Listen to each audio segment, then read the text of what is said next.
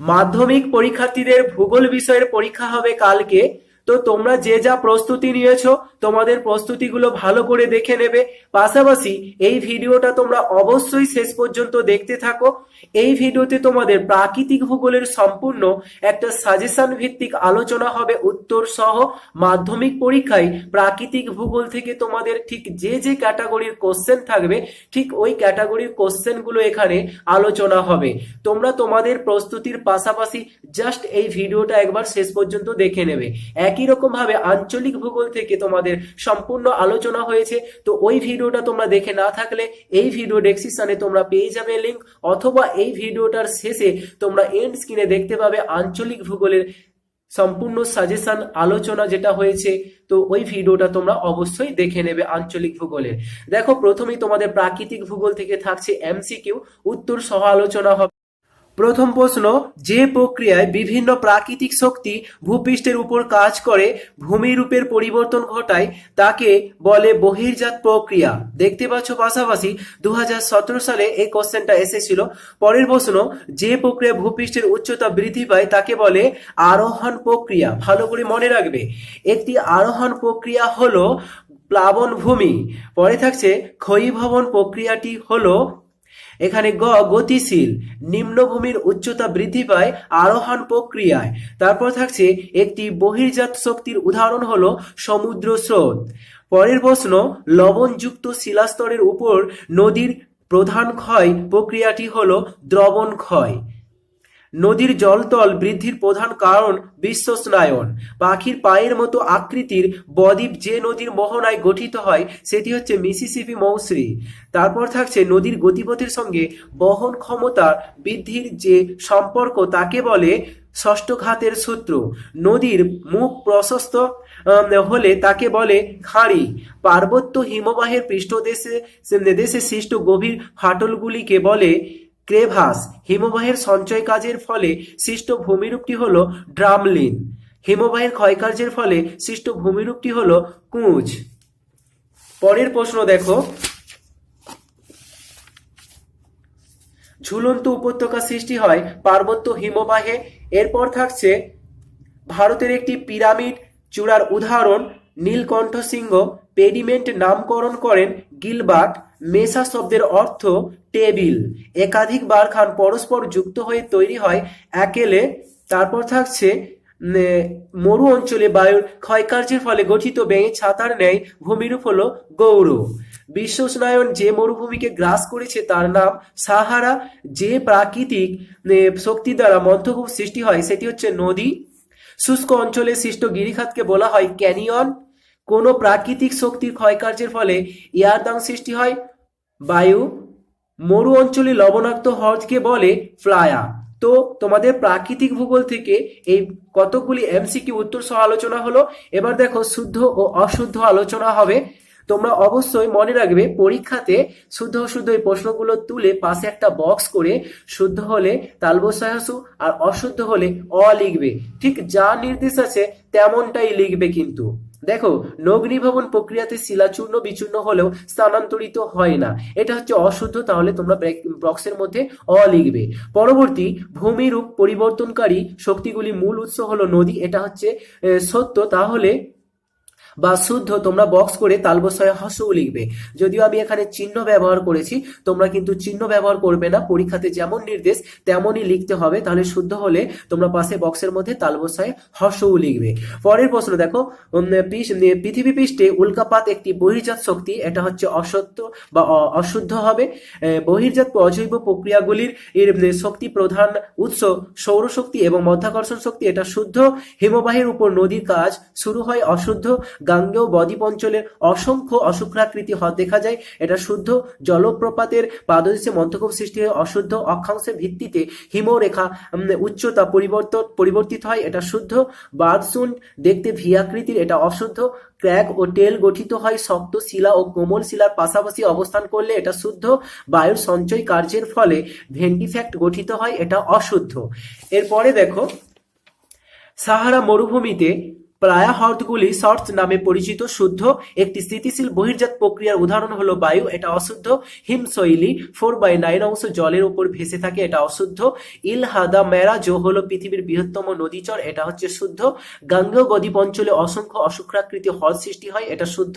Barchan বালিয়াড়ি থেকে শিব বালিয়াড়ি সৃষ্টি হয়, এটাও হবে শুদ্ধ। তাহলে তোমাদের শুদ্ধ এবং অশুদ্ধগুলি কমপ্লিট। এবার দেখো তোমাদের শূন্যস্থান। বিভিন্ন ধরনের বহির্জাত শক্তি দ্বারা ভূমিভাগের সমতলীকরণ ঘটলে তাকে ড্যাশ বলে? পর্যায়ন বলে। প অঞ্জয়ের পাকার অন্তঃস্থ দন্তে ন। সর্বাধিক রাসায়নিক আবহাওয়িকার ড্যাশ জলবায়ু অঞ্চলে দেখা যায়? আর্দ্রক্রান্তীয়। গ্রেট শব্দটি থেকে প্রথমে ব্যবহার করে জি.কে. গিলবার্ট। নদীতে জলপ্রবাহ পরিমাপের একককে বলে ড্যাশ? কিউসেক। প্রাকৃতিক শক্তি দ্বারা ভূপৃষ্ঠের নিচু অংশ সঞ্চিত হয়ে ভূপৃষ্ঠের উচ্চতাকে বৃদ্ধি করে, এটা হচ্ছে আরোহণ বলা হয়ে থাকে। শুষ্ক নদীখাত আয়াকৃতি ধারণ করলে তাকে ক্যানিয়ন বলে। শূন্যস্থানে দেখতে পাচ্ছ ক্যানিয়ন। মেকং নদী বদ্বীপ ড্যাশ বদ্বীপের উদাহরণ? ধনুকাকৃতি। ড্যাশ নদীর নাম অনুসারে নদীর সৃষ্ট বাঁক মিয়েন্ডার নামে পরিচিত। তুরস্কের মিয়েন্ডার সে ময়হসী মিয়েন্ডার মহেশ অন্তঃসায়িকার মধ্যনয় ডয়াকার র দন্তস্বয়িকার। এরপরে দেখো নদীগর্ভে অবঘর্ষ প্রক্রিয়ার সৃষ্ট গর্তগুলিকে ড্যাশ বলে? মন্থকূপ বলে। হিমবাহ পৃষ্ঠে আড়াআড়ি ও সমতল ফাটলগুলিকে ড্যাশ বলে? ক্রেভাস বলে। কয়রফলেকার ভয়াকার দন্তস্ব। গ্রিনল্যান্ডের ড্যাশ হলো পৃথিবীর দ্রুততম হিমবাহ?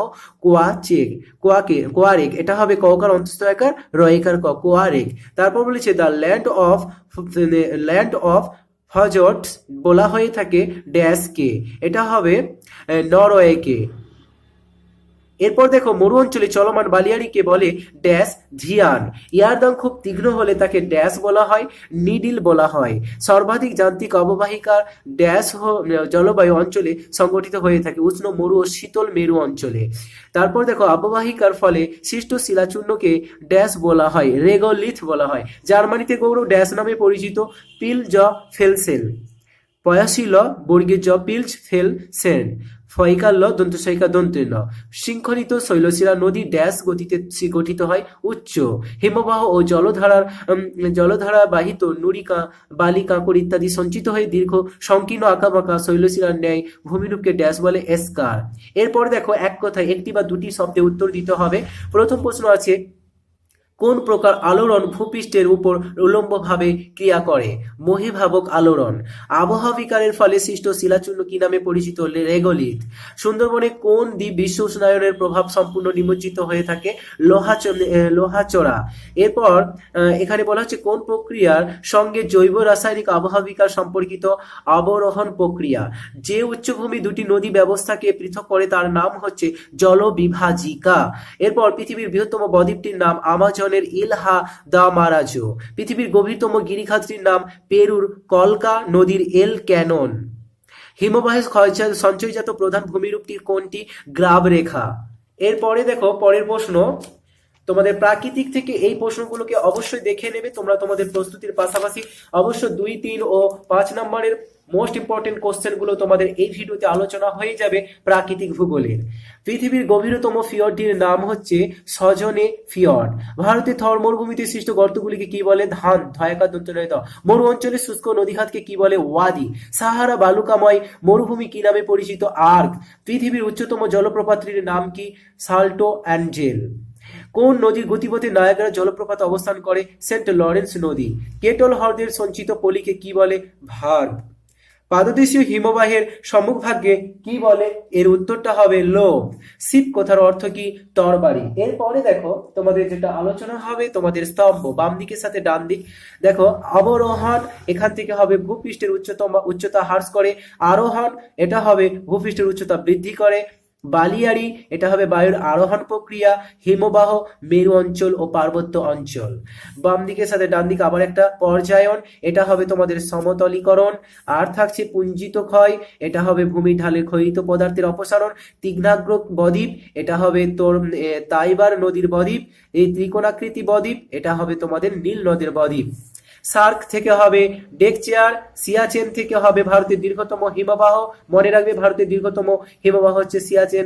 কাসকেড এটা হবে তোমাদের জোনহা জলপ্রপাত। ক্যাটারাক্ট এটা হবে তোমাদের অ্যাঞ্জেল জলপ্রপাত। খুব ভালো করে এগুলো বুঝে নেবে।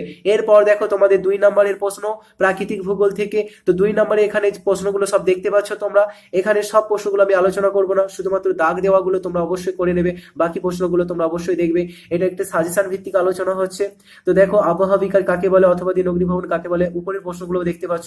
ভূ বিপর্যয় কি, এরপর থাকছে জলচক্র কি, তারপরে দেখো পাখির পায়ের মতো বদ্বীপ কিভাবে গঠিত হয়, হিমরেখা কি, এই প্রশ্নগুলো।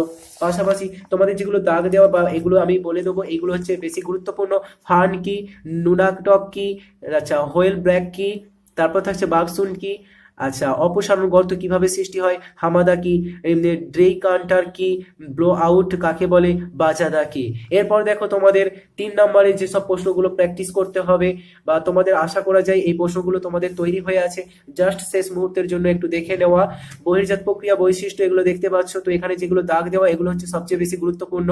আরোহণ ও অবরোহণ ও আরোহণ প্রক্রিয়ার পার্থক্য, তারপর থাকছে পর্যায়নের বৈশিষ্ট্য, গিরিখাত ক্যানিয়নের পার্থক্য, তারপর থাকছে উচ্চ গতিতে নদী উপত্যকা বৈশিষ্ট্য, কোন জলবায়ু অঞ্চলে ক্যানিয়ন গড়ে ওঠে, কেন নদী মোহনা বদ্বীপ কেন গড়ে ওঠে না ব্যাখ্যা করো, সব নদীর মোহনায় বদ্বীপ গড়ে ওঠে না কেন, হিমশৈলী কি এর বৈশিষ্ট্য, বাগস্টোন কিভাবে সৃষ্টি হয়, বারখান বালিয়াড়ি কিভাবে উৎপত্তি লাভ করে, পেডিমেন্টের 3টি বৈশিষ্ট্য, পেডিমেন্ট ও পেডিপ্লেনের মধ্যে পার্থক্য, স্বাভাবিক বাঁধ কিভাবে সৃষ্টি হয়, ইয়ারদাং ও জিওগেনের মধ্যে পার্থক্য, অনুদৈর্ঘ্য ও বারখান বালিয়াড়ির মধ্যে পার্থক্য। মনে রাখবে তোমাদের পরীক্ষাতে কিন্তু পার্থক্য থাকবেই, অবশ্যই এই পার্থক্যগুলোকে তোমরা তৈরি করে নিও। আশা করা যায় এখানে যে পার্থক্যগুলো উল্লেখ করা হলো এর মধ্য থেকে তোমরা পার্থক্য পেয়ে যাবে। পাশাপাশি অন্যান্য প্রশ্নগুলো 3 নম্বরে তৈরি করে নিও। দেখো এবার ওয়া বিভাগে যেটা তোমাদের থাকছে বড় প্রশ্ন 5 নম্বরের প্রাকৃতিক ভূগোল থেকে, তোমাদের 5 নম্বরের বড় প্রশ্ন পরীক্ষাতে 4টে থাকবে, সেখান থেকে যে কোনো দুটো উত্তর দিতে হবে। তো এপাশে দুটো প্রশ্ন দেখতে পাচ্ছ, এই দুটো প্রশ্ন খুব একটা গুরুত্বপূর্ণ না, যেগুলো তোমাদেরকে দাগ দেওয়া হবে এইগুলো তোমরা দেখে নেবে। তো আশা করা যায় তোমাদের 5 নম্বরের প্রশ্ন তৈরি হয়ে আছে, জাস্ট একটু দেখে নেওয়া।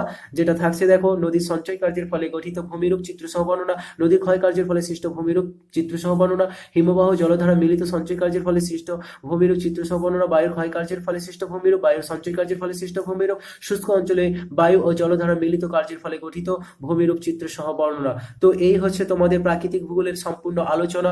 পাশাপাশি তোমরা দেখতে পেয়েছো যে কোন প্রশ্নগুলো কোন সালে এসেছিল বিগত বছরে, সেইগুলো তোমরা লক্ষ্য রেখে ভালো করে প্র্যাকটিস করে নেবে। একই রকম ভাবে তোমাদের আঞ্চলিক ভূগোল যেটা ভারত পরীক্ষা হবে, তো আঞ্চলিক ভূগোলের ভিডিওটাও তোমরা অবশ্যই দেখে নেবে, ভিডিও ডেসক্রিপশনে লিংক পাবে। তাছাড়া এই মুহূর্তে তোমরা দেখতে পাচ্ছ তোমাদের স্ক্রিনের মধ্যে আঞ্চলিক ভূগোলের ভিডিওটা, তো ওই ভিডিওটাতে জাস্ট একটা ক্লিক করো, ক্লিক করলে তোমরা ভিডিওটা পেয়ে যাবে। এবং তোমাদের আঞ্চলিক ও প্রাকৃতিক ভূগোল থেকে মোস্ট ইম্পর্টেন্ট ফাইনালি যেটা দেওয়া হয়েছে 5 নম্বরের বড় প্রশ্নের সাজেশন, সেটাও তোমরা দেখতে পাচ্ছ, ওই ভিডিওটাও দেখে নেবে।